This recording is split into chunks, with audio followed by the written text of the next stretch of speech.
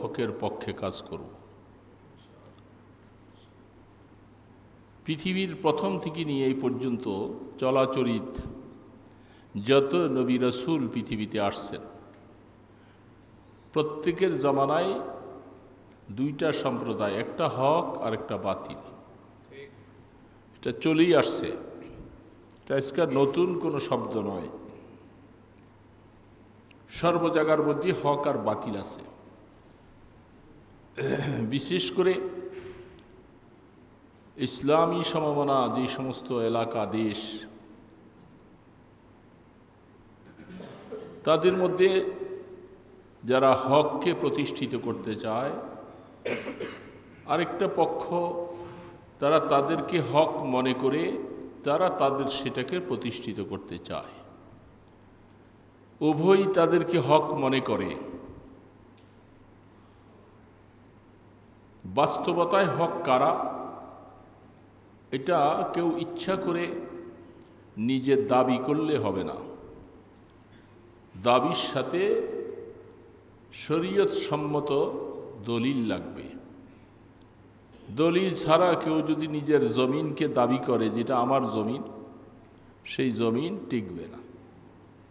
তো দুনিয়ার লাইনে একটা জমিনের ব্যাপারে যখন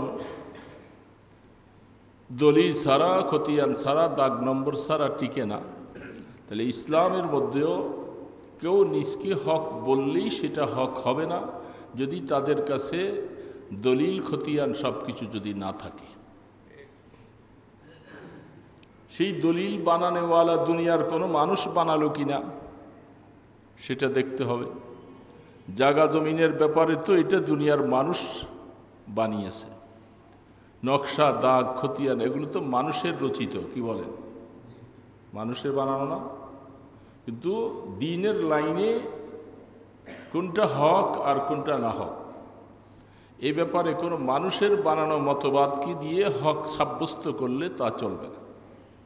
সেইখানে মতবাদ যারাই দাবি করবে তাদের এগেনিস্টে তাদের দলিল থাকবে কোরআন এবং হাদিসের ভিত্তিতে।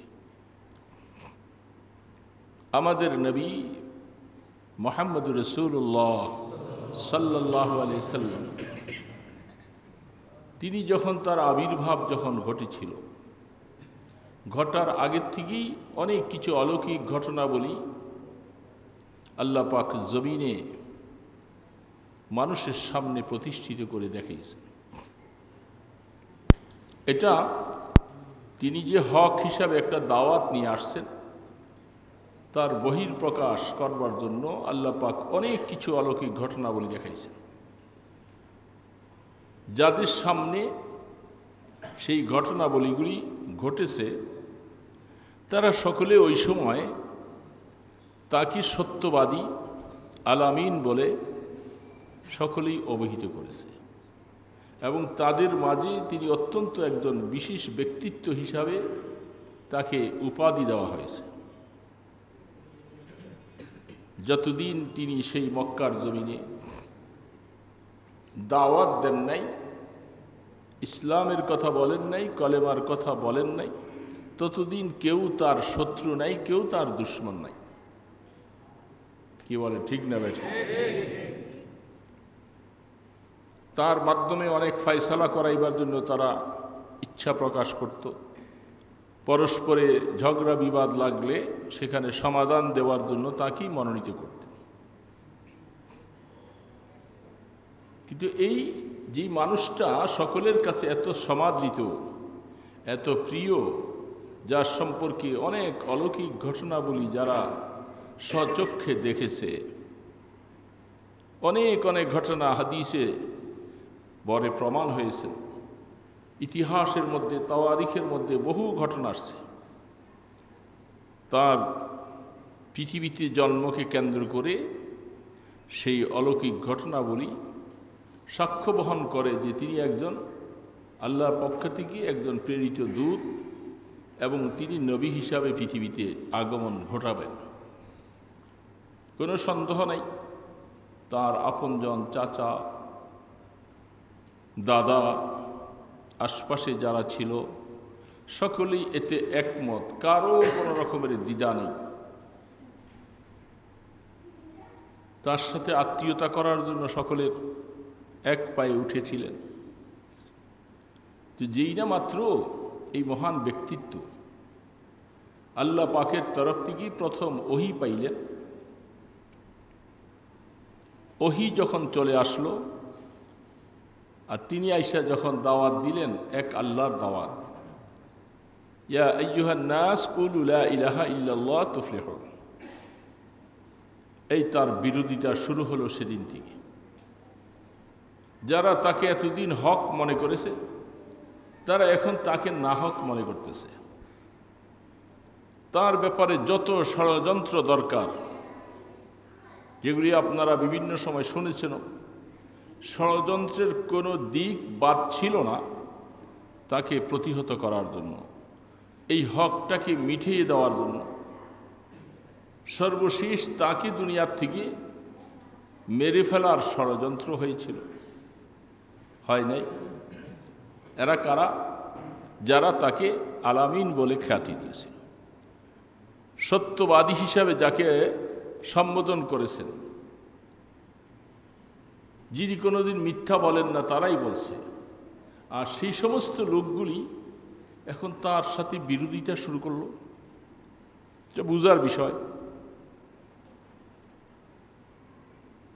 হক আর বাতিলের শুরু হয়ে গেল। আল্লাহ সুবহানাহু ওয়া তাআলার পক্ষ থেকে হককে প্রতিষ্ঠিত করার জন্য আল্লাহ পাকের তরফ থেকে যত সাহায্য দরকার আল্লাহ করতে শুরু করলেন। রসুলকে মেরে ফেলবে, যেহেতু আল্লাহ পাক যাকে মারতে চান না দুনিয়ার কোনো মানুষ তাকে মারতে, সকলেই সম্মিলিতভাবে রসুলকে শেষ করে দিবে। অস্ত্র শস্ত্র নিয়ে তারা প্রস্তুত। তো আল্লাহ পাক দেখাই দিলেন যে আমি আল্লাহ হকের পক্ষে, তোমাদের সামনে পরিষ্কার করে দেখালাম। সামান্য এক মুষ্টি মাটি নিয়ে তাদের দিকে ফিকি দিলেন আর তাদের চোখ বন্ধ হয়ে গেল, রসুল সেখান থেকে বেরিয়ে গেল। হ্যাঁ, যখন তারা কেউ তাকে মারতে পারল না আর রসুল তাদের সামনে দিয়ে বেরিয়ে চলে গেল, যদি তারা তাদের মধ্যে বিবেকমান কোনো মানুষ যদি থাকতো তাহলে বুঝতে পারতো যে আমাদের এত কিছু বেষ্টনীর মাঝখানে এই লোকটা আমাদের চোখে ধুলা দিয়ে চলে গেল, নিশ্চয়ই আসলে সেই হকের উপরে আছে, আমরা না হক আছি। এই কথাটা বলাটা তাদের জন্য দরকার ছিল, ঠিক না ভাই? ঠিক। কিন্তু তারা নিজেদের ভুলকে স্বীকার করতে পারল না। যত রকমের ষড়যন্ত্র করেছিল রসুলকে মারার জন্য, এগুলি সব হাদিসে স্পষ্ট যে যাচ্ছে, চলে যাচ্ছে। আর যেখানে তাদের সমস্ত ষড়যন্ত্রগুলি এক একটা সীসা ঢালা প্রাচীরের মতো মজবুত, আর আল্লাহ পাক গারে সূরের মধ্যে তার বন্ধুকে রাখলেন, সেইখানে সাথে বন্ধু আবু বকর আছে। মাকড়সা সবচেয়ে বেশি দুর্বল প্রাণী, মাকড়সা সবচেয়ে কাবাইতিল আনকাবুত। কোরআন শরীফে আল্লাহ পাক একটা সূরার নাম দিয়েছেন সূরা আনকাবুত। ইত্তাখাযাত বাইতান ইন্না আওহালাল বুয়ুতি লাবাইতুল আনকাবুত।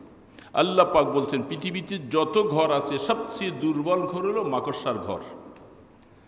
আমি একেবারে তারা সবল নাহক লোকগুলার সামনে আমার আল্লাহর সবচেয়ে দুর্বল একটা প্রাণী দিয়ে আমি আমার বন্ধুকে হেফাজত করলাম, তারা কেউ রুখে থাকতে পারল না, রসুলকে বন্ধ করতে পারল না, রসুলকে হত্যা করতে পারল না।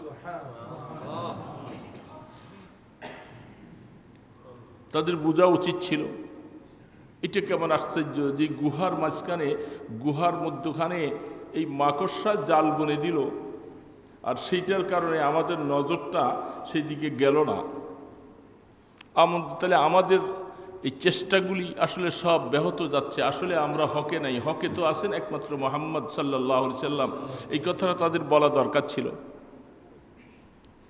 পারল না। রসুল চলে যাচ্ছে, পথের মধ্যে পিছন থেকে 100 ওটের পুরস্কার পাবে, যদি রসুলকে মেরে দিতে পারে।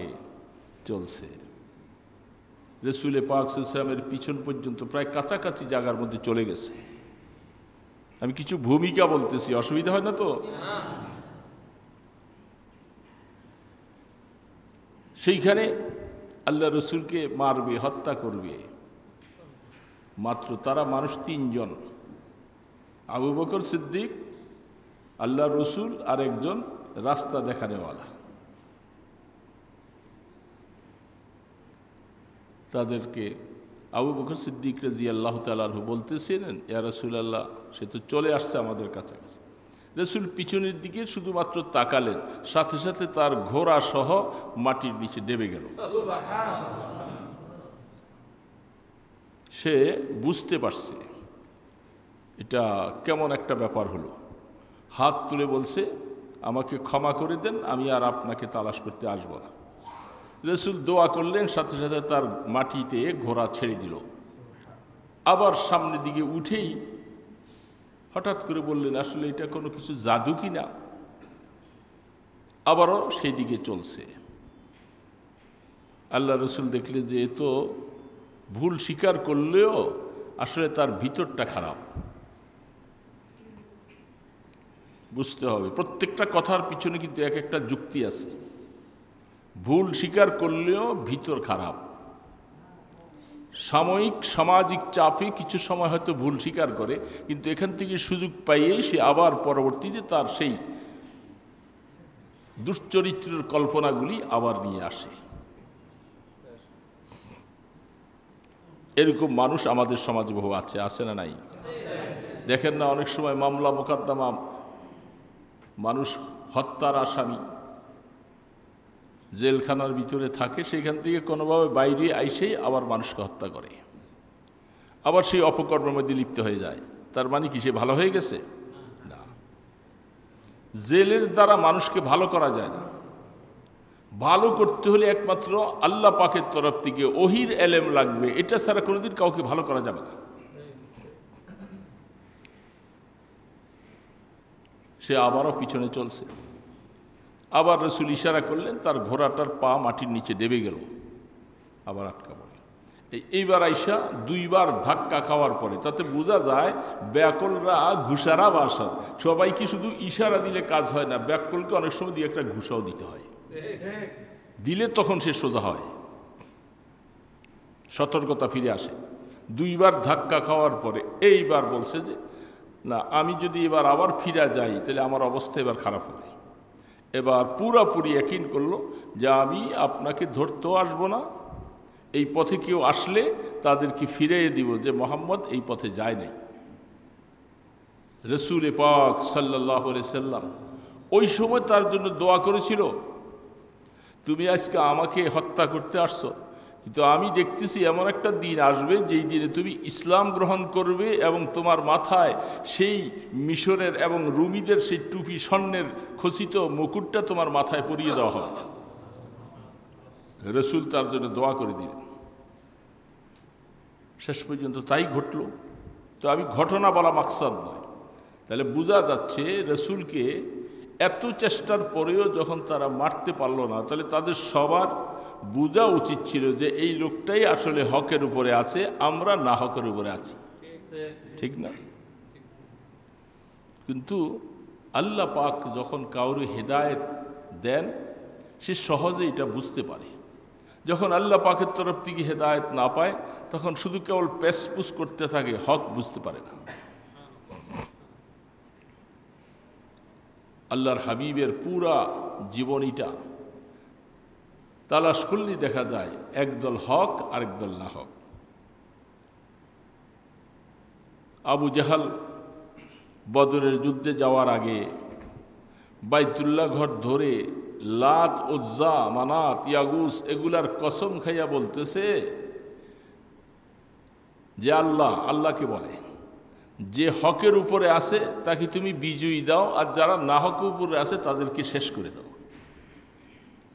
আল্লাহ পাক বলেন, আবু জাহাল তোর দোয়াটা আমি কবুল করলাম। আবু জাহাল তোর দোয়াটা আমি কবুল করলাম।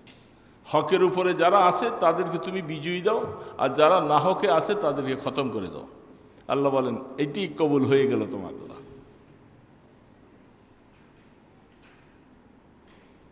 ফেরাউন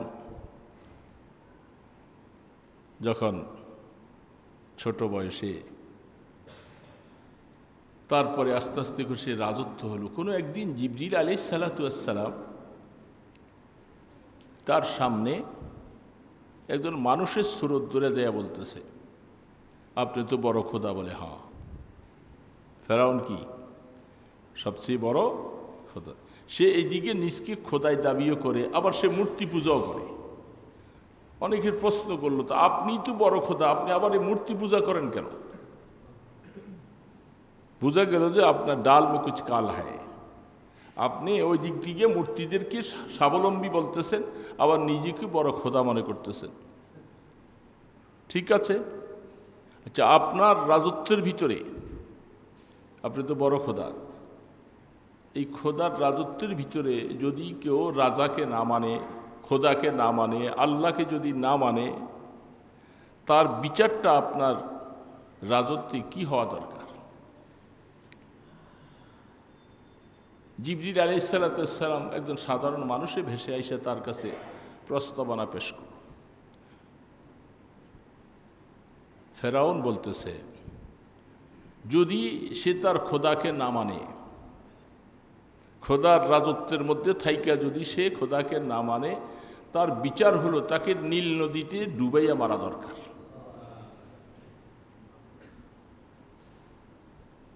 রায়টা ফেরাউন থেকে নিয়েছে। যখন সে ডুবে মরে যাচ্ছিল ওই সময় জিবরিল আলাইহিস সালাতু ওয়াস সালাম তো তার মুখে মাটি নিয়ে আসলো, অনেক কথা। আর তখন বলছিল, এই ফেরাউন, তুমি তো নিজেকে খোদাই দাবি করেছো, এটা বেহুদা বাতিল কথা, বাজে কথা। আল্লাহই তো হলেন সব কিছুর মালিক এই পৃথিবীর। তো তুমি তার রাজত্বে থাইকা তার হুকুমের সব ভাইলট করলা, উল্টা পাল্টা চললা। তুমি বলছো যে এরকম করে তার ফয়সালা তাকে নদীতে ডুবাই মারা দরকার। তোমার ফয়সালায় তোমাকে এখন নদীতে ডুবাই মারা হচ্ছে, কিছু কিলোকাল করার, চুচারা করার কোনো অবকাশ নেই। না হোক ডুবে গেল। বাইতুল্লাহ ঘর, যেদিন আল্লাহ রসুল বিদায় হজে আসলেন, বাইতুল্লাহ ঘরের দর চাবিটা যার হাতে ছিল, উসমান ইবনে তালহা রাদিয়াল্লাহু তাআলা। তিনি বলতেছেন, চাবিটা তো আমার হাতে থাকবে, আমার হাতে আমার পূর্বপুরুষদের কাছে চাবি ছিল, এটা আমার কাছে থাকবে। আর যেহেতু আপনি হকের উপরে নাই, আপনি নবী দাবি করছেন, আমরাই সঠিকের উপরে আছি। চাবি লইয়া দৌড় দিয়া যাইতেছিল, সাহাবাই কেরাম দৌড়ে যে ওরে ধরে নিয়ে আসছে, এই চাবি দাও। বাইতুল্লাহ যিনি বানাইছিলেন, যে কথা, তার বংশধর, তিনি নবী। আর তিনি যখন আসছেন, চাবি দিবা না তুমি? চাবিটা জোর করে নিয়ে গেছে।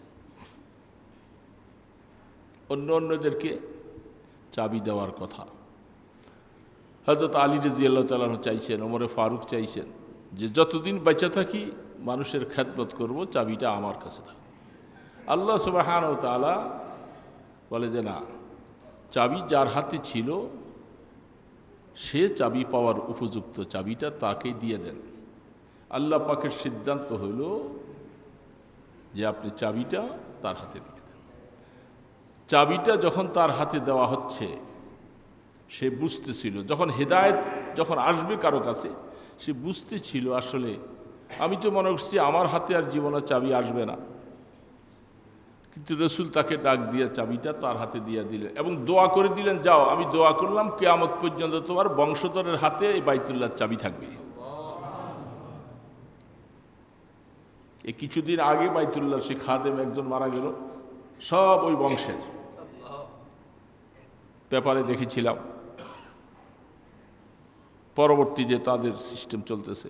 আল্লাহ তাকে বুঝ দিয়েছে, বেশিক্ষণ দেরি করে নাই, কিছুক্ষণ ঘুরে গাড়ি এসে বলছে যে আসলে এই বাইতুল্লাহর মধ্যে আইসা মোহাম্মদের ক্ষমতা আসবে, আর এখানে তারা যুদ্ধ ছাড়া বাইতুল্লাহটা এইভাবে নিজেদের দখলে নিয়ে যাবে, এটা তো একটা স্বপ্নের মতো মনে হয়।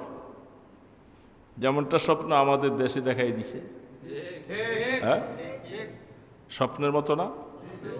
কোনোদিন কল্পনাও করি নাই কেউ এত বড় প্রভাবশালী, এত বড় ক্ষমতার ওলারা তার এইভাবে সামান্য একটা ব্যাপার নিয়ে ক্ষমতা চলে যাবে, এটা কল্পনাও ছিল না কারণ। কিন্তু আল্লাহ তো করাই দিলেন। তো ঠিক ওসমান ইবনে তালহা মনে মনে চিন্তা করলেন যে আসলে এত বড় ক্ষমতাটা চলে আসলো ওনাদের হাতে, এত বড় বড় সানাদিদ মক্কা, এত বড় বড় কাফের মুশরিকেরা, তারা থাকা সত্ত্বেও মোহাম্মদ তার সামান্য কিছু সৈন্য লই আসলো, আর সকলে ভয়ে পালাইতে শুরু করলো, সব ছেড়ে দিয়া বাইতুল্লাহ ছেড়ে দিয়া সবাই চলে গেল। আসলে বোঝা যাচ্ছে এখানে ব্যাপারটা অন্য কিছু। মোহাম্মদ যে আল্লাহর দাওয়াত দিচ্ছে, আসলে তিনিই সর্বময় ক্ষমতার মালিক, আমি আর এইভাবে থাকবো না, আমাকে কলেমা পড়েন, আমি মুসলমান হয়ে গেলাম।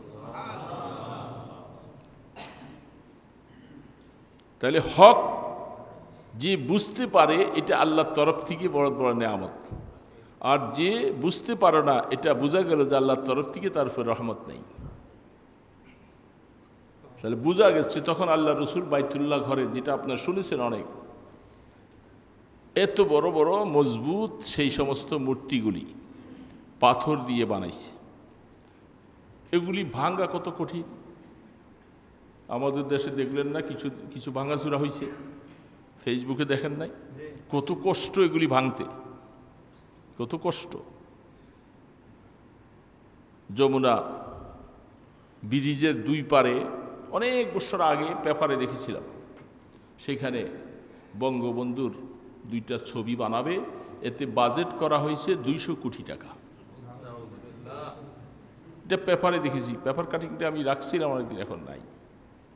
200 কোটি টাকা বাজেট, এই পারে একটা ওই পারে একটা, ছবি দুই দিকে থাকবে, মানে এক একটা এই পৃষ্ঠাও থাকবে ওই পৃষ্ঠাও থাকবে। তা এইভাবে ছবি দুইটা বানাইতে 200 কোটি টাকা বাজেট। এই কয় কোটি টাকা লাগে হিসাব মতো যেভাবে বানাইছে, এই 1 কোটি টাকা লাগারও কথা না, কিন্তু বাজেট তো 200 কোটি টাকার। আপনারা মনে কষ্ট পাইতেছেন না? আমি কষ্ট পাওয়ার জন্য বলি, কারণ আমি তো বাস্তব বলতেছি আপনাকে। তো এগুলি যে ভাঙতে গেছে তখন দেখেন কি কষ্ট, কত কষ্টে ভাঙছে, যন্ত্রপাতি সব কিছু কি অবস্থা, এগুলি আমরা ফেজে যা দেখছি কিভাবে ভাঙতেছে। তো এগুলি সব ভাঙছে। আল্লাহ রসুলকে যদি আল্লাহ পাক এই 360 মূর্তি ভাঙার জন্য যদি ওরকম করতো, তাহলে সাহাবায়ে কেরাম সব ক্লান্ত হয়ে যেত। এত যন্ত্রপাতি কই পাইতো এগুলি ভাঙতে? দিনের পর দিন শেষ হয়ে যেত এই মূর্তি ভাঙতে। আল্লাহ পাক বলে, বন্ধু আমার, যেহেতু মক্কাকে বিজয়ী দান করেছি, মূর্তি ভাঙতে আপনার কষ্ট করা লাগবে না। এতদিন আমার ঘরে এগুলি সব জবরদখল করাই নিয়ে তারা রাখছে, আর এখন ক্ষমতা যখন আপনার হাতে চলে আসছে, এটা ভাঙতে আর যন্ত্রপাতি লাগবে না। আপনি যান ভিতরে, লাঠিটা নিয়ে ইশারা করেন আর ধ্যাম ধ্যাম করে সব পড়ে যাবে। কুল জাআল হাক্কু ওয়া যাহাকাল বাতিল ইন্নাল বাতিলা কানা যাহুকা। আল্লাহ পাক এই আয়াত পড়ে সত্য সমাদিত, সত্য চলে আসছে, বাতিল বিদূরিত হয়ে যাচ্ছে, বাতিল আর টিকে থাকতে পারে না কোনোদিন, তাদের মুখ কালো হয়ে যাবে। ইশারা করেছে আর ধ্যান ধ্যান করে পড়ে ভাঙিয়েছে। তাইলে যারা বাইতুল্লাহর ভিতরে মূর্তিগুলি ঢুকাইছে, এরাও তো যারা দূরে দূরে ছিল, এরা ঘটনাটা শুনছে না? ফেসবুক মোবাইল যদি নাও থাকে, তারা তো শুনছে যে এত শক্ত শক্ত পাথর দিয়ে বানানো মূর্তিগুলি এই অল্প সময়ের ভিতরে ভাঙ্গিয়া চুরমার হয়ে গেল। শুনছে না অনেকে? শোনার কারণে অনেকে চিন্তা করছে, না আসলে এখন আর হকের বিরোধিতা করা যাবে না, আসো একসাথে মিলে আমরাও তার দলে চলে যাই, আমরা কলেমা পড়ে মুসলমান হয়ে যাই। কিছু কিছু হয়তো হযরতে আবান রাদিয়াল্লাহু তাআলা আনহু, বুখারীতে হাদিস আছে, এরকম কিছু কিছু লোক তারা আল্লাহর হাবিবের কাছে যে বলতেছে আমাদের এখানে কিছু বিশেষ বিশেষ মানুষ আছে, আবু সুফিয়ান, তাদের মতো এরকম বড় বড় লোকরা আছে। এই লোকগুলি রাসূল যদি তাদেরকে আপনি একটু সম্মানিতের সাথে যদি তাদেরকে ডাকেন, তারা এক তো হলেও ভয় পাইতেছে, আবার তাদের একটা মর্যাদার মধ্যে একটা ব্যাঘাত ঘটতেছে। এই জন্য তাদেরকে একটা কিছু মর্যাদা দিলে তারা মনে হয় ইসলাম গ্রহণ করত। আল্লাহ রসুল বুঝতে পারছে, ঠিক আছে যাও, আমি খবর দিয়ে দিলাম আবু সুফিয়ানের ঘরে যারা আশ্রয় নিবে, সে নিজে তো ক্ষমা পেয়ে গেল, তার ঘরে যারা আশ্রয় নিবে এদেরকে আমি ক্ষমা করে দিলাম। প্রশ্নকারী বলতেছে ইয়া রাসূলুল্লাহ, এই আবু সুফিয়ানের ঘর আর কতটুকু, এটার মধ্যে কয়জন মানুষ সামাই হবে? বলে যাও, সে যাদের যাদের ব্যাপারে নিরাপত্তার ঘোষণা বলে তাদেরকে ক্ষমা করে দিলাম। বলে সে এত মানুষের নাম নিতে পারবে না, লোক তো আরো বেশি। বলে যাও, যারা বাইতুল্লাহর আশপাশে যে বাইতুল্লাহ ধরে থাকবে, বাইতুল্লাহ সেখানে যে আশ্রয় যাবে, তাদেরকে মাফ করে দিন। সব দলে দলে মুসলমান হয়ে গেল। আবু সুফিয়ান চিন্তা করছে, আমি মুসলমান হলাম, আমার উসিলা অনেক, এই লোকগুলি সব যেখানে গেছে এরা সব মুসলমান হয়ে গেছে, এদের হক আর বাতিল প্রভেদ করার জ্ঞান আল্লাহ দান করেছে। একটা হক আর একটা, তো কথা আমি অন্যদিকে চলে গেছি অনেক সময়। তাহলে কিয়ামত পর্যন্ত এই কথাটা কি আমরা বুঝতে পারলাম যে হক আর বাতিল থাকবে? থাকবে না? আলো যদি না থাকে অন্ধকার বোঝা যাবে না, অন্ধকার না থাকলে আলো বোঝা যাবে না, সাদা না থাকলে কালো বোঝা যাবে না, কালো না থাকলে সাদা বোঝা যাবে না। আল্লাহ সুবহানাহু ওয়া তাআলা এই জন্য প্রত্যেকটা জিনিসকে জোড়া জোড়া বানাইছে। নারী না থাকলে পুরুষ বোঝা যাবে না, পুরুষ না থাকলে নারী বোঝা যাবে না। এই জন্য আল্লাহ কোরআনে বলছেন আমি সব কিছুকে জোড়া জোড়া বানাইছি, শুধু একমাত্র জোড়া সারা হইলাম আমি আল্লাহ, আমার কোনো জোড়া নাই। আল্লাহর কোনো জোড়া আছে? বুঝা শুনে বললেন জোড়া আছে? এখন কেউ যদি বলে জোড়া আছে, সে হক আছে না না হকে গেছে? বুঝা শুনে বলতেছেন তো, একটু পরে কিন্তু আবার ফিরে যেতে পারবেন। যেহেতু আল্লাহর সাথে জোড়া নাই, আল্লাহ নিজে বলছেন আমি একক, কোনো জোড়া। এখন যারা রসুলে পাক সাল্লাল্লাহু আলাইহি সাল্লামকে আল্লাহ পাকের সাথে জোড়া মিলাইয়া রসুলের নূরের, আল্লাহর নূরের তৈরি বলে, তাহলে আল্লাহর নূরের তৈরি মানে আল্লাহর অংশ হয়ে গেল। কি হয়ে গেল? আল্লাহর অংশ হয়ে গেল। তারা আবার আপনাকে উল্টাপাল্টা কিছু কথা বলবে, এই তো সব চলে গেছে ওইদিকে, এই যে কথা বলতেছি এটা বাদ দিয়া সব ওই যে মুয়াজ্জিন সাহেব এসি বন্ধ করে ওইদিকে গেছে। দেখছেন আমাদের স্বভাব, চক্ষুটা কিন্তু আমাদেরকে শান্তিতে থাকতে দেয় না। আলোচনা হইতেছে এখান থেকে, নজর গেছে কেন ওইদিকে? কেন গেছে? এটা চোখের স্বভাব। আপনি যতই ফিরে রাখতে চান ওইদিকে চলেই যাবে। রাস্তা চলতেছেন, রিক্সায় যাইতেছেন, রাস্তা দেখতেছে চালক, অটো চালানোওয়ালা, একটা সুন্দর মেয়ে যাইতেছে, মহিলা যাইতেছে, ওইদিকে চোখ যায়? যায় নাকি? যায় না? এখন কেউ কেউ বলে না, আরে বাবা এটা তো বাস্তব কথা, স্বীকার করতে অসুবিধা কি? চোখ যায় কি যায় না? এটা চোখের স্বভাব, ওইদিকে চলে যাবে।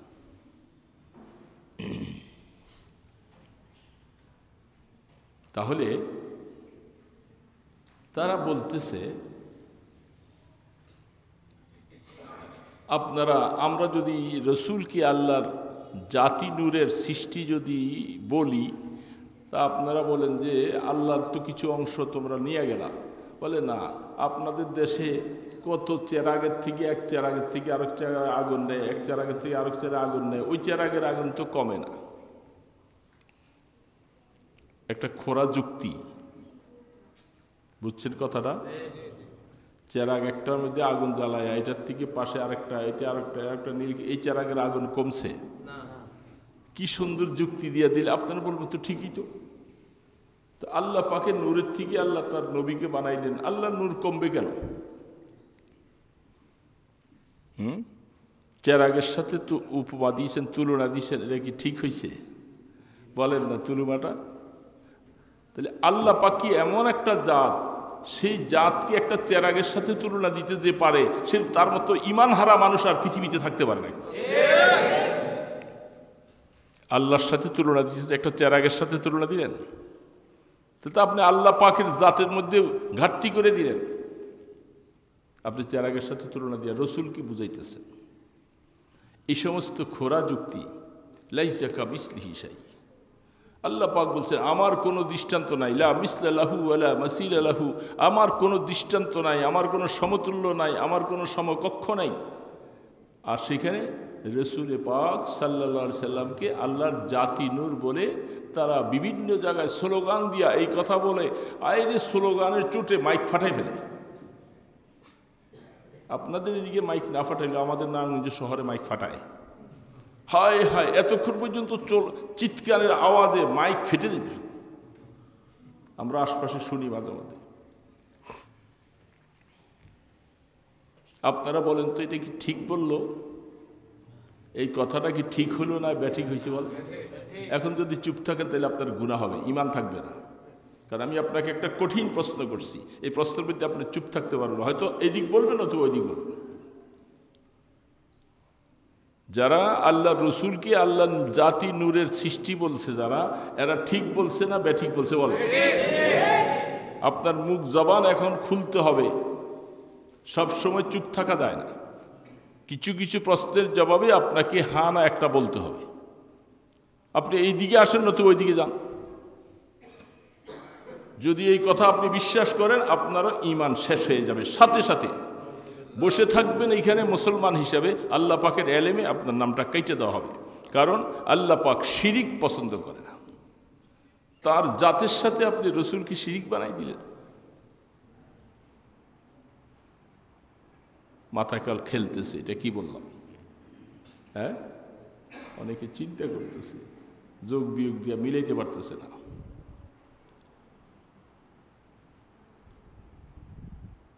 এই জন্য হাদিসের মধ্যে আল্লাহ রসুল শিখেছেন, আল্লাহুম্মা ইন্নী আউযু বিকা আন উশরিকা মা লাম ইয়ালাম। আল্লাহ, আপনার সাথে যেন আমি কখনো শিরিক না করি। ওয়া আস্তাগফিরুকা মা লাম ইয়ালাম। আর যে সমস্ত ভুল করে ফেলছি ওটার থেকে আমি ইস্তেগফার করতেছি, মাফি চাইতেছি। এই জন্য আপনারা এখন বুঝে শুনে সিদ্ধান্ত নেন। বেশি কথা তো দরকার নেই, অল্প কথাই তো বুঝতে হবে আপনি কোন দিকে হাঁটবেন। হাঁটবেন কোন দিকে? রসুলের ব্যাপারে আরে যত কিছুই বলো, এই কথা বুঝতে হবে রসুল কি সৃষ্টি না স্রষ্টা? সৃষ্টি। এখনো বসে না, বলে না সৃষ্টি না স্রষ্টা?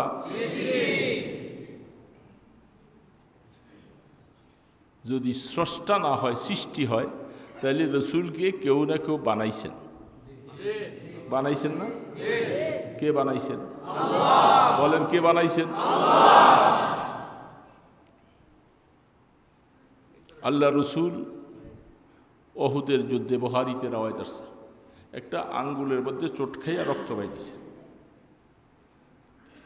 তা আল্লাহ রসুল যুদ্ধের ময়দানে রক্ত প্রবাহিত হয়েছে এবং তরবারির আঘাতে মাথার মুকুট যখন দান দান শহীদ হয়ে যায়, রক্ত প্রবাহিত হয়েছে। এই রক্ত প্রবাহিতটা রসুল মানুষ ছিলেন নাকি অন্য কোনো জাত ছিলেন? না বুঝতে তো মুশকিল বাবা। রসুল মানুষ না অন্য কিছু? চিন্তা করতেছে একটু, কি কি চিন্তা করে, কারণ এর দুই চারজনে বলে, যারা যারা বলেন না তারা কি বলতেছেন আমাকে বুঝাইয়ে দেন। রসুল কি মানুষ ছিলেন না মানুষ ছিলেন? আরে মানুষ বলতে আল্লাহ আবার এখানে এসে আরে আমাদের মতো মানুষ তো বলি নাই, কিন্তু এখানে বলতে রসুলের হাত ছিল, নাক ছিল, কান ছিল, রক্ত ছিল, পেশাব পায়খানা ছিল, খাওয়া দাওয়া ছিল। যারা রসুলকে বলেন যে উনি আবার নবী হয় কেমন করে?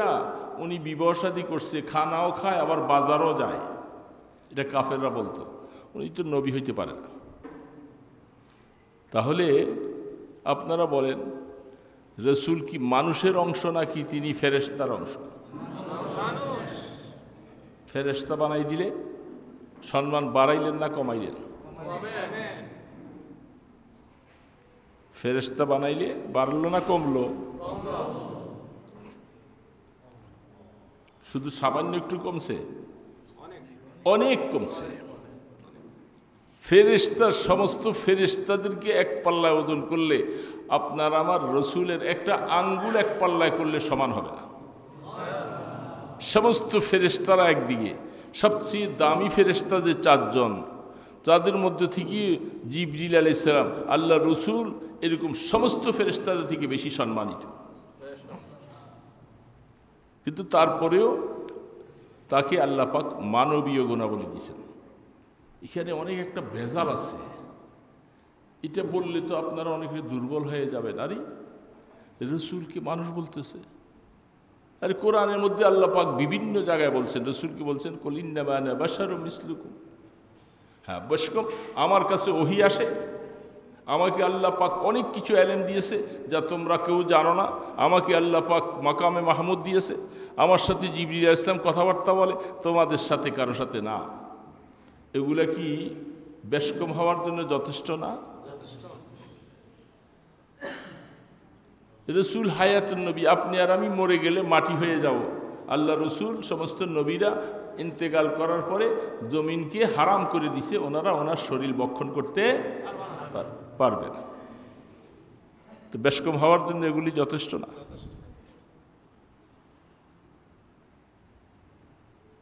তারপরেও এখন এই সমাজের আমাদেরকে বিভ্রান্ত করাবার জন্য ওনাদেরকে আপনাদের কাছে এসে এমন একটা শব্দ লাগাই দিছে, রসুল আমাদের মতো মানুষ না, রসুল নূরের তৈরি। ভালো কথা, নূরের তৈরি মানিটা কি? একটা অস্তিত্ব লাগবে না? নূরের কি কোনো অস্তিত্ব আছে? অস্তিত্বটা ওনার কান আছে, খাওয়া দাওয়া আছে, বিবি বাচ্চা আছে, পেশাব পায়খানা আছে, রক্ত প্রবাহিত হয়, সব কিছু। তো নূরের তৈরি যদি হয়ে থাকে ভালো কথা, তার মানে কি একটা অস্তিত্বের মধ্যে দেখাইতে হবে? তো কোন অস্তিত্ব দেখাইবা? আল্লাহ সুবহানাহু ওয়া তাআলা এই একটা ঝামেলাওয়ালা শব্দ আমাদের দেশের মধ্যে কিছু বেদাতি হুজুররা তারা এটা দিয়া সমাজের মধ্যে এখন বিভ্রান্ত সৃষ্টি করে দিয়েছে। এখন বিশাল বিশাল দ্বন্দ্ব হয়ে যায়। এই সমস্ত কিছু দিয়া তারা নিজেদেরকে সুন্নি দাবি করেছে, আর যারা তাদের কথাগুলি বিশ্বাস করে না তাদেরকে তারা ওহাবি বলছে। এই কথা শুনছেন আপনারা? কি হলো অবস্থাটা? সুন্নি মানে আহলুস সুন্নাত ওয়াল জামা একটা শব্দ আছে, সাহাবায়ে কেরামদের মধ্য থেকে আসছে। সেগুলি ব্যাখ্যা বললে অনেক কথা আসে যাব না। যারা সরাসরি আল্লাহ রসুলের অনুগত্য অনুসরণ করে সেই অনুযায়ী পুরান জীবনটাকে চালায়, সেই লোকগুলি আহলুস সুন্নাহ। এখন যারা আমাদের দেশের মধ্যে এই সমস্ত উলামায়ে কেরাম যারা আছে, তারা ওনাদেরকে আহলুস সুন্নাহ বলে দাবি করতেছে। এটা হলো ওনারা শব্দটা চুরি করে নিয়ে গেছে।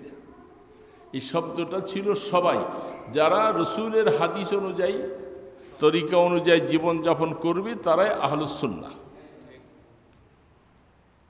এবং সাহাবায়ে কেরামদের অনুসরণ যারা করে তারা ওয়াল জামা, সাহাবাদের অনুসরণ করে। তো এখন এখানে ভাগ করার কি অবকাশ আছে? তাদেরকে সুন্নি বলে দাবি করতেছে, আরেক দলকে ওহাবি বলতেছে। ওহাবি বলতে আমাদের দেশে কোনো মানুষ নেই, সেটা ভিন্ন একটা আকীদাওয়ালা মানুষ। একটা মজার ব্যাপার হলো, ওহাবি বলতেছে আমাদের দেশে অনেক ঝামেলা করতেছে। ওহাবি অর্থ আল্লাহওয়ালা। ওহাবি অর্থ কি? বুঝলেন ভালো করে? আমাদের দেশে আব্দুল ওহাব নাম আছে না? আছে না নাই? আল্লাহ পাকের একটা নাম ওয়াহ্হাব, যিনি মানুষকে বেশি বেশি দান করেন, সমস্ত মখলুকাতকে যিনি বেশি বেশি দান করেন, আল্লাহ পাকের একটা নাম হলো ওয়াহ্হাব। তো এখন আমাদের দেশে যাকে নাম রাখা হয় আব্দুল ওয়াহ্হাব, এটা তাজদিদ দিয়া আব্দুল ওয়াহ্হাব, অর্থাৎ ওয়াহ্হাব হলো আল্লাহ পাক, আল্লাহ পাকের গোলাম, আল্লাহ পাকের গোলাম। তো এখন আমাদেরকে যে ওয়াহাবি বলতেছে সেটার পিছনে কারণটা কি জানেন? যার নামের সাথে আমাদেরকে ওয়াহাবি বলতেছে, এই লোকটার নাম ছিল মোহাম্মদ। লোকটার নাম কি? তার বাবার নাম হলো আব্দুল ওয়াহাব, বাবার নাম আব্দুল ওয়াহাব। এখন চিন্তা করতেছে, এখন যদি আমরা মোহাম্মদ শব্দ দিয়ে যদি গালি দেই আর এদেরকে যদি মোহাম্মদী বলে ডাক দেই, তাহলে তো আমরা ফেল করলাম, কারণ আমরা তো এদেরকে মোহাম্মদীর অনুসরণকারী বলতেছি না, এরা তো এই দলের থেকে বাইরিয়ে গেছে। এই জন্য আমরা মোহাম্মদী আমাদেরকে নাম না বলে ওদের বাবার নাম ধরে আমাদেরকে গালি দিতেছে ওয়াহাবি বলে। তার নামটা ভালো করে বুঝে নেন। যার সাথে আমাদেরকে মিলাইয়া গালি দিতে চায় এর নামটা কি বলেন? নামটা কি? এর বাবার নাম আব্দুল ওয়াহাব। তো এখন ছেলে মোহাম্মদ হিসাবে যদি গালি দেয়, আমাদেরকে যদি মোহাম্মদী বললে, তাহলে লাভ তো আমাদের, লাভ কাদের? ভালোই তো, আমাদেরকে মোহাম্মদী বলতেছে, ভালোই তো। আমরা রসুলের পুরা আনুগমন করি, অনুকরণ করি, অনুশীলন করি, এই জন্য আমাদেরকে মোহাম্মদী বললে ভালো না? এরা বুঝছে না, এইটা বলে ওগুলো ভালো করানো যাবে না, কারণ আমরা তো এদের সাথে আমাদের দুশ্মনী। এই জন্য এই নামটা বাদ দিয়া এর বাবার নাম ধইরা ওইখানে ওয়াহাবি বানাইতেছে আমাদেরকে। তা আমি বললাম যে ওয়াহাবি বানাইও তোমরা বেশি ভুল করতে পারো নাই, লাভ বেশি করতে পারো নাই, আমাদেরকে আল্লাহওয়ালা বলে বলে ডাক দিতেছে। ওয়াহাবি, ওয়াহাবি মানে আল্লাহওয়ালা। আমরা সবাই কি আল্লাহ। তো ভালো করতে যাইয়া হিতে বিপরীত হয়ে গেছে, এরা বুঝতে পারে না। এই জন্য আমাদের দেশে আপনারা অনেক অনেক কথা আছে, দলিল আছে, উনি সারা বৎসরে ঈদ কয়টা বাবা? এই দুইজনে বললেন, আর বাকি ওরা বুঝেন নাই। কয়টা ঈদ আমাদের? কোরআন এবং হাদিসের দ্বারা স্বীকৃত ঈদ কয়টা? একটা রমজানের ঈদ, আর একটা কোরবানি ঈদ, ঈদুল ফিতর আর ঈদুল আজহা। এখন যারা আমরা 12ই রবিউল আউয়ালে আরেকটা ঈদ পালন করি, তাহলে ঈদ কয়টা হইল? কয়টা হইল? গণায় ভুল করতেছেন তো নাকি? গণায় ভুল করতেছেন? কয়টা হইল ঈদ? একটু আগে না বললেন ঈদ দুইটা, আবার আরেকটা হইল, তাহলে ভুল হইল কি না? ঈদ আরেকটা যে বানাইলাম, এটা কি ভুল হয়েছে না শুদ্ধ হয়েছে? বুঝা শুনে ভুল বলতেছেন তো না? না বুঝা। আল্লাহ রসুল ঈদ দুইটা দিয়ে গেছেন আমাদেরকে, আর এখন আমরা যখন আরেকটা ঈদ বানাই, ঈদ মিলাদুন নবী বানাই, তাহলে তিনটা হলো কি না? তাহলে আপনি যে আরেকটা ঈদ এখন নিজে বানাইলেন, বলবেন যে রসুলের জন্ম তারিখে খুশি হইতেই হবে, জন্ম তারিখে খুশি হওয়াই লাগবে। এক নম্বর কথা হলো, জন্ম তারিখে খুশি হয় নাই যে এমন কে? সমস্ত গাছপালা, পশু পাখি, ফেরেশতা, চন্দ্র সূর্য সকলেই আল্লাহ রসুল যেদিন যখন আগমন ঘটছে তখন সবাই কি হয়েছে? খুশি। সেই সময় যারা ছিল তারাও খুশি, খুশি না হয়ে পারে না। এবং অনেক অলৌকিক ঘটনা বলি, আমি ওই যে ভূমিকার প্রথমে বলছিলাম, আল্লাহ রসুলের আগমনকে কেন্দ্র করে আল্লাহ অনেক কিছু অলৌকিক ঘটনা দেখাইছে। তো তিনি যেদিন জন্মগ্রহণ করলেন, ওই দিনটা আমাদের দেশে যারা এখন 12ই রবিউল আউয়ালকে ঈদ মিলাদুন নবী যারা যে সমস্ত ভাইয়েরা বানাইতেছেন, হাদিসের মধ্যে আসছেন, মুসলিম শরীফে হাদিস আসছেন, মুসনাদে আহমদের মধ্যে হাদিসটা আসছে। আল্লাহ রসুলকে প্রশ্ন করা হলো, আল্লাহর হাবিবকে প্রশ্ন করা হলো, আপনি সোমবারে কেন রোজা রাখেন? রাসূল সোমবার দিন কি রাখতেন? রোজা রাখতেন। বুঝতেছেন তো কথাটা? আল্লাহ রসুল সোমবারে রোজা রাখতেন। সুইলা রাসূলুল্লাহ সাল্লাল্লাহু আলাইহি ওয়াসাল্লাম, রাসূল সাল্লাল্লাহু আলাইহি ওয়াসাল্লামকে প্রশ্ন করা হলো, আপনি কেন রোজা রাখেন সোমবারে? ফি ইয়াউমিল ইসনাইন, আল্লাহ রসুল বলেন, ফিহি ওয়ালিদতু, আমি এই দিনে সোমবারে জন্মগ্রহণ করেছি, এই জন্য শুকর আদায় করে আমি সোমবারে রোজা রাখি। বলেন সুবহানাল্লাহ। সোমবারে রসুল পৃথিবীতে আগমন ঘটছেন, এই জন্য আমি সোমবারে, এবং আমি ওই দিনে রোজা রাখি, এই সোমবারে আমি জন্মগ্রহণ করেছি। সামনে আরেকটা হাদিস আছে, সোমবার আর বৃহস্পতিবার এই দুই দিন উম্মতের আমলগুলি আমার কাছে পেশ করা হয়, এই জন্য আমি এই দুই দিন রোজা রাখি। সোমবার আর কি বার? বৃহস্পতিবার। অনেক মানুষ শুক্রবারে রোজা রাখে। শুধু শুক্রবারে রোজা রাখা বৈধ না। রাখতে হলে বৃহস্পতিবার রাখবেন, শুক্রবার রাখবেন, দুইটা মিলাইয়া। আর বৃহস্পতিবার রাখলেন না, শুধু শুক্রবার মনে করে রোজা রাখবেন না, এটা বেদাত। বুঝছেন কথাটা? আল্লাহ রসুল রোজা রাখতেন সোমবার আর বৃহস্পতিবার। এক নম্বর কথা হলো ওই দিনে আমি জন্মগ্রহণ করেছি। দুই নম্বর হলো আমার উম্মতের আমলগুলি ওই দিনে পেশ করা হয়। আচ্ছা, আমি আপনাদের একটু জিজ্ঞাসা করি বাবা, রসুল পাক সাল্লাল্লাহু আলাইহি সাল্লাম রোজা রাখছেন 12ই রবিউল আউয়ালে না সোমবারে? বুঝতেছেন তো? সপ্তাহে সোমবার কয়টা আসে? মাসে 4টা। তাহলে প্রত্যেক মাসের সোমবারের আল্লাহ রসুল রোজা রাখেন। এই দিনটা 12ই রবিউল আউয়াল না 8ই রবিউল আউয়াল না 10ই রবিউল আউয়াল কোনো কথা নাই, কারণ প্রত্যেক সোমবারে রসুল রোজা রাখতেন। এখন যারা আমরা ঈদি মিলাদুন নবী আদায় করতেছি, আমরা কি বার হিসাব করতেছি না দিন তারিখ হিসাব করতেছি? তারিখ হিসাব করতেছি। আমরা 12ই রবিউল আউয়ালে, এমনিও তো এটার মধ্যে মতবিরোধ আছে, 8 তারিখের কৌলটা বেশি, তো হয়তো বুঝলাম 12 তারিখে রসুল জন্মগ্রহণ করছে, আপনারা ঈদি মিলাদুন নবী পালন করবেন 12 তারিখের পরে। কিন্তু 12 তারিখ যদি সোমবার না হয়, তাহলে আপনাদের ঈদি মিলাদুন নবী রসুলের হাদিস অনুযায়ী ঠিক হলো না। ঠিক হয়েছে? আল্লাহ রসুল তো রোজা রাখছেন কিবারে? যেহেতু ফিহে ওয়ালিদতু, আমি ওই দিন জন্মগ্রহণ করেছি, এই জন্য আমি সোমবারে রোজা রাখছি। এখন আপনারা ঈদি মিলাদুন নবী আদায় করেন 12 তারিখ, চাইলে সোমবার হোক আর শুক্রবার হোক, তাহলে আপনারা তারিখই চলে গেলেন, আল্লাহ রসুল তো তারিখ নেয়নি। তাহলে এটা কি শরীয়তে সিদ্ধ হলো না বেদাত হয়েছে? বলেন বেদাত হয়েছে নাকি? এটা কি সঠিক না বাতিল? বাতিল না সঠিক বলেন? তাহলে কি হলো? এইরকম কাজগুলি সমাজের মধ্যে আমরা করে করে আমরা সমাজের মানুষকে দেখাইতেছি আমরা রসুলের খুব আশেক, রসুলের খুব।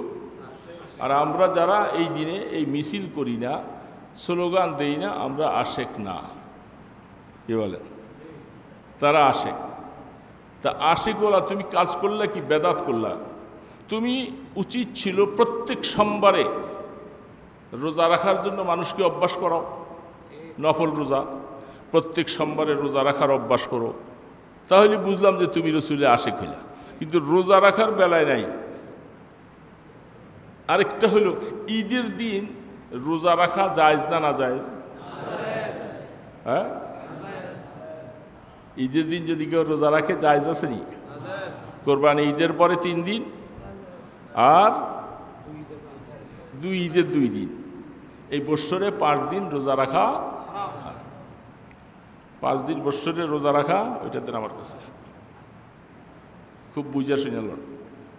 ওনারা এই যে ঈদ মিলাদুন নবী যেদিন পালন করে ওই দিন তো যেহেতু ওনারা রোজা রাখে না, ওই দিন আরো ভালো করে পেট ভরে খায়, ভালো করে গোস্ত দিয়া মুরগি জবাই করে পেট ভরে খায়। তো ঈদের দিন কি রোজা রাখা যায়? এবং সেদিন যদি ঈদই হয়, রসুলের জন্ম তারিখে যদি হয়, তাহলে তো সেদিন তো রোজা রাখবা, রোজা রাখলে তার পেট ভরে খাইতে পারবা না। তো তোমরা কেমন হইলে, রোজাও রাখলা না আর বলো যে আমরা এইটাই রোজা, তাহলে পেট ভরে খাইলা কেন? ঈদ যদি করতে হয় তাহলে পেট ভরে খাও, সেদিন মিছিল নাই, মিটিং নাই, কিছু নাই। আর প্রত্যেক সোমবারে, মাসের মধ্যে 4টা সোমবার, প্রত্যেক সোমবারে ঈদ করো। ওই সোমবারে কিছু খাইতে পারবো না, রোজা রাখো। মাসের 4টা সোমবারে না খাইয়ে থাকা লাগবে। রোজা রাখতে হইলে খাওয়া যাবে না তো, না খাইতে পারবে? তো রোজা রাখলে খাইতে পারবে না, কিন্তু এরা তো খাইতেছে। তার মানে কি, রোজা আসলে ওই যে আমাদের দেশে, আপনাদের দেশও আছে, হিন্দুরা মাঝে মধ্যে অনেকের সাথে দুই একটা জিজ্ঞাসা করলে কয় যে আপনাদের যেরকম রোজা আছে আমাদেরও রোজা আছে। আপনাদের রোজার মধ্যে আপনারা সকাল থেকে সন্ধ্যা পর্যন্ত কিছুই খাইতে পারেন না। আমাদের রোজা হলো ধর্মের মধ্যে আমাদের শুধু ভাত আর রুটি খাওয়া যাবে না, ফল ফ্রুট খাওয়া যাবে, এটি আমাদের রোজা। সুন্দর রোজা না? ফল ফ্রুট খেতে পারবে, আরো ভালো হয়েছে, আরো বেশি। কি আশ্চর্য কথা! খানেওয়ালা, ওই দিন আমি কোথায় যদি একজনকে বলছিলাম, উনি কিছু মানুষ আসছে, এর মধ্যে একজন পেটুক মানুষ আছে। পেটুক চিনেন না? বেশি খায়, তাহলে কি কয়? পেটুক। বেশি খায় উনি, পেটুক। তো ওই পেটুকেরে একজন বলতেছে, আরে এই পেটুক বলতো দেখি, 2 এ 2 কত হয়? 2 এ 2 কয় হয়? সে পেটুক বলতেছে 2 এ 2 4টা রুটি হয়। কি হয় বলেন? 2 এ 2 4টা। তুমি রুটি পাইলা কই? তোমাকে জিজ্ঞাসা করছি 2 এ 2 কি হয়, তুমি 2 এ 2 বলবা 4 হয়। তুমি তা না বলে যে 4 বললে আমার কি লাভ, রুটি হইলে না আমার লাভ। আর পেটুকের নিয়ত কোন দিকে? কাল পেটে খাওয়া, বতন। এরা রসুলের আশেক, ঠিক আছে, রসুলের আশেক মানে সুন্নত আদায় করে নয়, রোজা রাইখা নাই, পেট ভরে কাল খাও আর কাল রসুলের আশেক বলো। ওই দিন সুন্দর সুন্দর জামা পড়ো আর পেট ভরে খাইবা, এটি আমরা রসুলের আশেক, সবচেয়ে বড় জিনিস। আমরা রসুলের আশেক রোজা রাখতে পারবো না, আমরা পেট ভরে খানেওয়ালা আশেক।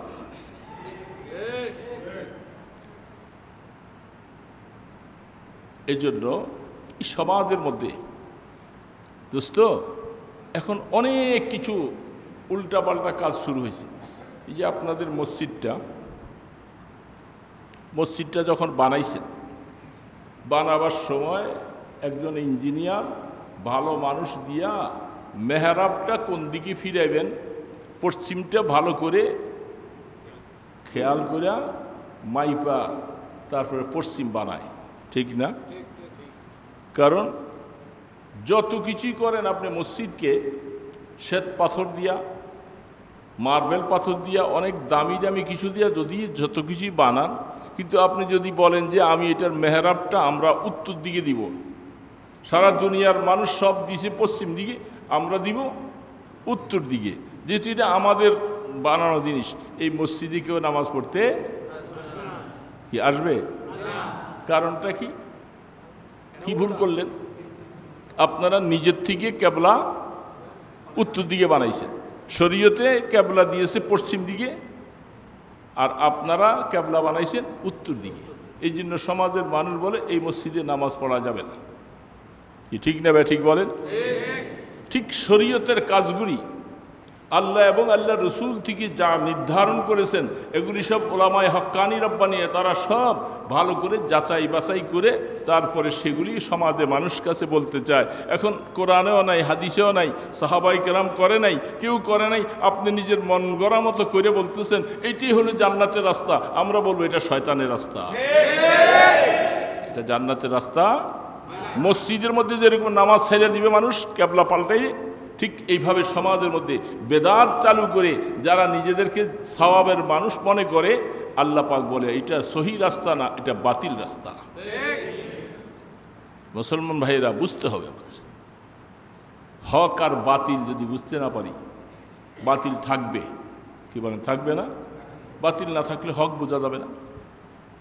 এই জন্য এত কিছু করার পরেও সারা পৃথিবীতে এরা দুনিয়ার সব কিছু বুঝে, বিমান বানায়, অ্যাটম বোম বানায়, তারপরে আরও যত মিসাইল বানায়, সব কিছু বানাইতে পারে। এদের ব্রেন কত সূক্ষ্ম, সব বানায়, কিন্তু নিজেদেরকে বানায় নাই। তারা যে আল্লাহ পাকের প্রদত্ত, আল্লাহর দেওয়া লোহা খনিজ পদার্থ সব কিছু তারা ব্যবহার করে এত বড় বড় যন্ত্র বানায়, কিন্তু তারা বুঝলো না যে আমাদের যন্ত্রটা কে বানাইছে।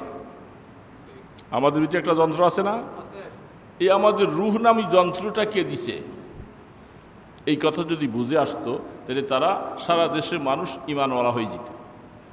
কিন্তু আফসোস হলো তারা সব কিছু বুঝে, এখানে এসে তারা বুঝে না। ঠিক আমাদের দেশের কিছু বেদাতি ভাইয়েরা আছে, তারা সব কিছু বুঝে, কিন্তু হালুয়া রুটির বেলায় তারা সব ঠিক আছে, হক বুঝতে চায় না। আরও কিছু দিয়েও যদি তাদেরকে হক বোঝানো হয়, কিন্তু আফসোস লাগে হক বুঝতে। কোরআন এবং হাদিসকে বিকৃত করা হয়, উল্টা আপনাদের সামনে পৌঁছানো হয়।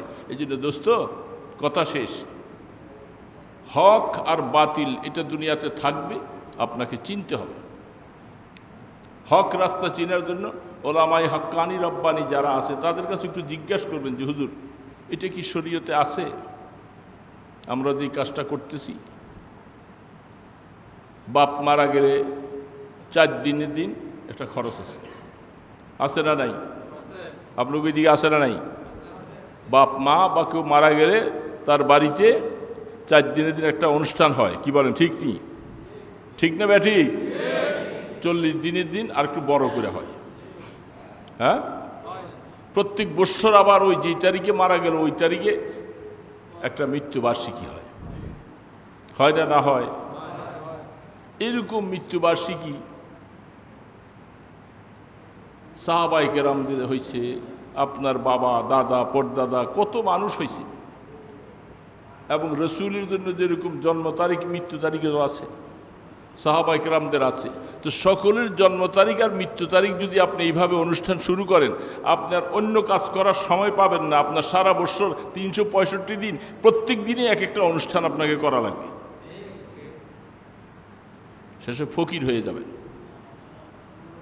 এই জন্য শরীয়তের জন্মবার্ষিকী মৃত্যুবার্ষিকী নাই, জন্মবার্ষিকী মৃত্যুবার্ষিকী নাই। আমাদের মধ্যে আমরা অনেকেই করি, অমুকের বউ বিয়ে করাই আনছে মাইয়াকে, সে তার জন্ম তারিখ শ্বশুরবাড়িতে আইসা কি আজকে কিরে অনুষ্ঠান, একটা কেক কাটতে হবে, এর জন্ম তারিখ পালন করতেছে। আছে না নাই? শরীয়তে এগুলি নাই, এগুলি গুনাহ হবে। মৃত্যুবার্ষিকী পালন করে ওই বেচারার ঘরের মধ্যে শোক চলতেছে, বাবা চলে গেছে দুনিয়ার থেকে, বেচারার পেরেশান, মনটা খারাপ। ঠিক আপনি আশপাশে ওলারা বৈশা বেচার উপর একটা চাপ দিয়ে দিলেন, এই 200 মানুষ 500 মানুষের বিরিয়ানি। বাবা মইরা পড়লাম এক মুসিবতে, আর এই গ্রামবাসী আমাকে ফালাইলে আরেকটা মুসিবতে। এরপরে একটু ভালো খাবার না হইলে কি করলি রে, বিরিয়ানির মধ্যে গোশত পাওয়া যায় না, তোর বাবা কি দিয়া যায় নাই কিছু? এগুলি বইলা বইলা বেচারার মনে আরো কষ্ট দেয়। কি ঠিক না? ঠিক বলেন?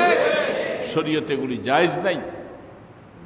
না জায়েজ কাজগুলি এখন আমরা শুধু খামাখা রুসুম আর দেশের মানুষকে খুশি করার জন্য করতেছি, আর এইভাবে করে সমাজটাকে সব বিচ্ছিন্ন। এরপরে বড় বড় লোকগুলি যে আরাম হায় বসে বসে, বড় বড় চেয়ার হাঁকাইয়া বসে, তাদের সামনে শুধু বিরিয়ানিটা দিলে, কিরে মুরগি কি নাই রে তোকে দেশে, লোক একটা মুরগির রোস্ট দিলে একটু ভালো হইতো না? কি আশ্চর্য কথা। কথা শেষ। আমি রাজশাহী পোরশা এলাকায়, এই যে পরশু দিনও আসছি, ওইদিকে এক সফর করে আমি ছিলাম, অলি পরিষদ ছিল। গত বছর সেইখানে মাহফিলে গেলাম, একটা মজার কথা, মাহফিলে যাওয়ার পরে এশার নামাজ, ওই সময় যে মাহফিলটা করাইতেছে তার চাচা মারা গেছে। এখন চাচা মারা যাওয়ার পরে জানাজা হবে, ওই মাঠেই জানাজা হবে। তো আমি বললাম যে এত মানুষ, জানাজাটাই মানুষের মধ্যে হইলে ভালো না? একটা উপস্থিত তো এরা অনেকগুলি মানুষ পাওয়া গেল। পরে ওরে বললাম, মিয়া জানাজা কি হবে? কেন হুজুর, জানাজা কালকে সকালে হবে। একটা ব্যাককল, এতগুলি মানুষ দূর দূরান্ত থেকে আসছে মাহফিলে, এতগুলি মানুষের জানাজা পাইতো। কয় যে জানাজা শেষ হওয়ার পরেই তো আমাদের এখানে একটা খাওয়ান আছে। এটা আমার খাওয়ান, কই যে রাত্রভর এখন গরু জবাই করছে, এই গরু গোশত বানাইতেছে, এরা ব্যস্ত সবাই, মুর্দার পয়রা রয়েছে, পেঁচাইয়া থুয়ে দিছে, পেঁচাইয়া রাইখে দিছে। এবং এই যত মানুষ আসবে তার জানাজায়, ওই সময় জানাজাটা দেওয়ার পরেই এদেরকে নিয়ে মাশাল্লাহ পোলাও আর বিরিয়ানি হোক অথবা পোলাও গোশত হোক, এর সবাই লাইন দিয়ে রাখা হয়। আমি আশ্চর্য হয়ে গেছি শুইনা। বলো কি? কেউ এটা আমাদের দেশের নিয়ম রুসুম। শোনার পরে আমি মাহফিলের মধ্যে যে বৈশা একচোট ধুইলাম সবাইকে। আপনারা এই দেশে এত বড় বড় আলেম, দাওরা হাদিস মাদ্রাসা, আরও পাশে এত বড় মাদ্রাসা, আপনারা এই রুসুমটা দেশের থেকে এখন এটাকে পরিবর্তন করতে পারেন না। কত বড় নিষ্ঠুর মানুষ! এই মানুষটা চলে গেলে দুনিয়ার থেকে, এর লাশটা মাটি দিয়েই এসে খানার প্লেটটা লইয়া বসবা। লজ্জা করে না? তোমরা খানা জীবনে খাও নাই, কুত্তা এত খায়, তোমরা কি সেই খানা খাইতেছ? কুত্তার মতো হয়ে গেছো। এটা হলো সেই দেশের রুসুম। এর সমস্ত রুসুম করে করে দেশটাকে ধ্বংস করে দিয়েছে। কিছু মোল্লারা আছে, ওকে পেটটা কেমন কী করে ভরবে, নিয়ত করে। মানুষ একজন তো মারা গেছে, তো মাশাল্লাহ 4 দিনে একটা দাওয়াত পাইলাম, বছরে একটা পাইলাম, যে প্রত্যেক বছরে যত মরবে ততই আমাদের একটা একটা দাওয়াত বাড়বে। ঠিক না বে ঠিক? এই জন্য মোল্লারা এগুলির জন্য আমাদের বিরোধিতা করে। দোস্ত, এরকম রুসুম রেওয়াজ এগুলি করে আমাদের দেশটাকে শেষ করে দিয়েছি। তারপরেও এরাই আপনাদের কাছে ভালো লাগে। এরপরে হুজুর দাওয়াত খাইতে যাওয়ার পরে বসে ওই অমুকের মা তমুকের লোকের সবার সাথে দেখা সাক্ষাৎ। আমাদের মসজিদের হুজুর মুয়াজ্জিন সাহেব, ইমাম সাহেব, তো এটা আমগো হুজুরের সাথে দেখা করতে পারার অসুবিধা কোথায়? আমাগো হুজুরের সাথে দেখা করতে অসুবিধা নাই, বাহিরের হুজুর হইলে না দেখা করতে অসুবিধা। এরকম বহু হুজুর আছে, ইমাম সাহেব মুয়াজ্জিন সাহেব আছে, হুজুর এখানে কথা বলিনি আমি, বহু জায়গার মধ্যে এরকম আছে। তারা সেখানে চাচি, মামা, খালা, ভাবি বইলা ভিতরে ঢুকে যায়, হাসি তামসা, মাশাল্লাহ। এই হালাত চলতেছে। আল্লাহ পাকের কাছে জবাবদিহি করতে হবে। এই জন্য ইমানদার মুসলমান ভাইরা, হক বুঝবেন। হক কারা? কারা হক দল, কারা আপনাকে হক বুঝাইতে চায়, আমাদেরকে সেই রাস্তায় চলা লাগবে। তাহলে কিয়ামতের ময়দানে রসুলের সুন্নত জিন্দাকারী হিসাবে 100 শহীদের সওয়াব পাবো। আর যদি এগুলাকে সব জলাঞ্জলি দিয়ে দেই, সব বেদাতগুলি নিয়ে আসি, তাহলে স্বাভাবিকভাবে ভালো গাছ যদি কোথাও লাগাইতে হয়, তাহলে আগাছা পরিষ্কার করতে হবে। ঠিক না? আগাছা পরিষ্কার করে ভালো চারা লাগাইলে সেখানে ফসল ভালো হবে।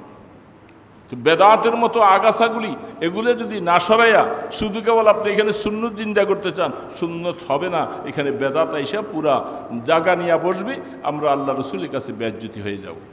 এই জন্য সবাই চেষ্টা করবো তো ইনশাআল্লাহ। ওই যে হুজুর বলছিলেন, বেদাত যারা করে তাদের সহযোগিতা আমরা করব না। আর এই সমস্ত 3 দিন না, 4 দিন না, আর 40 দিন না, এই রুসুমকে ছাড়েন। মনে চাইছি কিছু মানুষকে দাওয়াত দিয়ে খাওয়াইবেন, এনে 4 দিন আর 5 দিন 10 দিন নিয়ে কথা নাই। যে কোনো একদিন কিছু গরিব মানুষকে সহ কিছু মেহমানদারকে আপনি মেহমানদারি করলেন, এই সময়টা পার হয়ে যাক, মনটা একটু বেচারার ফ্রেশ হোক, যে কোনো একটা দিন দাওয়াত দিয়ে খাওয়াইতে চান, অসুবিধা নেই। কিন্তু এই রুসুম করে 4 দিনের দিন করতে হবে, ঠিক বৎসরে হিসাব করে 40 দিন করা লাগবে, আবার বৎসরে কবে যায় দেখা যাবে ওই দিন তারিখটা আসছে সেদিন করা লাগবে, এগুলি সম্পূর্ণ শরীয়তে না যায়। বুঝছি তো ভাইরা? আল্লাহ আমাদের সকলকে এই কথাগুলি বুঝে হক জামাতের সাথে নিজের জীবনকে সম্পৃক্ত রেখে আখিরাতে আল্লাহ রসুলের সুপারিশ পাওয়ার তৌফিক দান করেন। কথা আছে। আল্লাহুম্মা সাল্লি আলা মুহাম্মাদ। اللهم صل على محمد وعلى آله وأصحابه وبارك وسلم اللهم صل على محمد وعلى آله وأصحابه وبارك وسلم أستغفر الله الذي لا إله إلا هو الحي القيوم وأتوب إليه أستغفر الله ربي من كل ذنب وأتوب إليه لا حول ولا قوة إلا بالله العلي العظيم الحمد لله رب العالمين والصلاة والسلام على أشرف الأنبياء والمرسلين আয় আল্লাহ, আপনার ঘর মসজিদে বসে আমরা কিছু দ্বীনি কথা বললাম এবং শুনলাম। দয়া করে আমাদের এই বসাকে তুমি কবুল করে নাও। আল্লাহ, আমরা আপনার কাছে সঠিকভাবে সত্যভাবে ঈমান চাই, যে ঈমান কিয়ামতের ময়দানে নাজাত পাবে, আমাদেরকে ওরকম ঈমানওয়ালা বানিয়ে দাও আল্লাহ। আল্লাহ, শিরিক বেদাত থেকে আমাদেরকে হেফাজত করো আল্লাহ। এই উম্মতে মুসলিমার উপরে রহম করো আল্লাহ, তারা যেন কখনো বেদাতের পথে চলে না যায়, হক রাস্তার উপরে মওত পর্যন্ত টিকে থাকার তৌফিক দান করো আল্লাহ। হে আল্লাহ, যারা বেদাত করতেছে এদেরকে হেদায়েত দান করো আল্লাহ। আল্লাহ, তাদেরকে হেদায়েত দান করো আল্লাহ। তারা সুন্নতের পথে ফিরে আসার তৌফিক দান করো আল্লাহ। সমাজকে উচ্ছৃঙ্খলতার পথ থেকে ফিরে আসার তৌফিক দাও। আমাদের দেশের নারী পুরুষ সকলকে দয়া করে তোমার হাবিবের সুন্নতের উপরে নিজেকে চলার তৌফিক দান করো আল্লাহ। এই এলাকার সমস্ত মা বড় যারা কবরবাসী হয়ে গেছে, সকলের কবরকে রহমতের কবর বানিয়ে দাও। যারা বেঁচে আছে তাদের সকলের গুনাহ মাফ করে দাও। আমাদের মুরব্বীদের গুনাহ মাফ করে দাও। আমাদের ছেলে মেয়ে বাচ্চা সবার গুনাহ মাফ করে দাও। ইয়া আল্লাহ, আল্লাহ মেহেরবানি করে এই মসজিদে যারা জায়গা দিয়েছে, মসজিদকে যারা সুন্দর করেছে, আল্লাহ সকলকে তুমি ভালাই নসিব করে দাও আল্লাহ।